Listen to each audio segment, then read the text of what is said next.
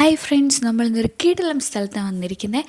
നമ്മുടെ സ്വന്തം എറണാകുളത്തെ മലയാറ്റൂരിൽ ഒരു നക്ഷത്ര തടാകം. അപ്പോൾ നമുക്കൊന്ന് കണ്ടു നോക്കിയാലോ.